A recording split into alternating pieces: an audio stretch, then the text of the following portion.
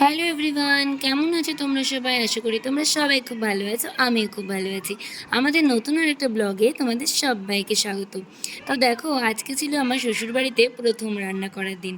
তো তাই জন্য আমি একটু 5 দিন চিকেন রান্না করেছি। তো দেখো, এখানে কিন্তু চিকেনটা নুন, হলুদ আর একটু সর্ষের তেল দিয়ে মাখিয়ে রাখা আছে। এখানে বাকি ইনগ্রিডিয়েন্টসগুলো রাখা আছে, যে আদা, রসুন, পেঁয়াজ, টমেটো, এগুলো। কড়াইটা দেখে কিন্তু কেউ ভয় পেয়ে যেও না।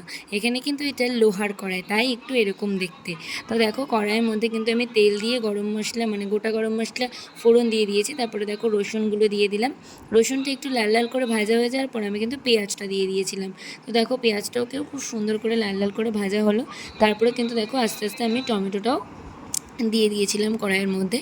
তারপরে কিন্তু তিনটে জিনিসকে খুব ভালো করে ভাজবো। আর মাংসটা কিন্তু আমি প্রায় আধা ঘন্টা 1 ঘন্টার মতন আগে ম্যারিনেট করে রেখেছিলাম। তারপরে দেখো, এখানে হচ্ছে কি সমস্ত কিছু সুন্দরভাবে কষিয়ে নেওয়া হচ্ছে। পরে যে পেস্টটা করেছিলাম সেটাও দিয়ে দিয়েছিলাম। তারপরে এর মধ্যে একটু হলুদ, একটু নুন আর একটুখানি মিষ্টি, সেটা গুলিয়ে জল দিয়ে তারপরে কিন্তু দিয়ে দিয়েছি। এবারে দেখো, মাংসটাকে কিন্তু খুব ভালো করে কষাতে হবে। তো সেই মতনই কিন্তু আমি খুব সুন্দর করে কষাচ্ছি যতক্ষণ না মাংসের থেকে জল বেরোবে। আর এই রান্নাটায় না একদমই জল ব্যবহার করব না। তো দেখো, মাংসের জলেই মাংসকে সেদ্ধ হতে দেবো। তো দেখো, আস্তে আস্তে দেখেছো মাংসটাকে ঢেকে ঢেকে কষানোর জন্য কিন্তু জল বেরিয়ে গেছে। তারপরে কিন্তু প্রায় অনেকটাই কষে গেছে। তারপরে কিন্তু আমি একটা মশলা ভেজে রেখেছিলাম। সেটা হলো জিরে, ধনে, শুকনো লঙ্কা, তেজপাতা। এটাকে আমি শুকনো খোলায় খুব ভালো করে ভেজেছিলাম। ভেজে তারপরে সেটা শিলনোড়ায় বেটে গুঁড়ো করেছিলাম।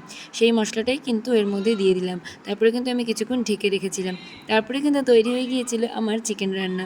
তো কেমন দেখতে লাগছে সবাই কিন্তু অবশ্যই কমেন্ট করে জানিও। তারপরে দেখো, এটা কিন্তু আমি লুচির সাথে সার্ভ করেছিলাম। আজকের ভিডিওটা কেমন লাগলো জানিও। টাটা।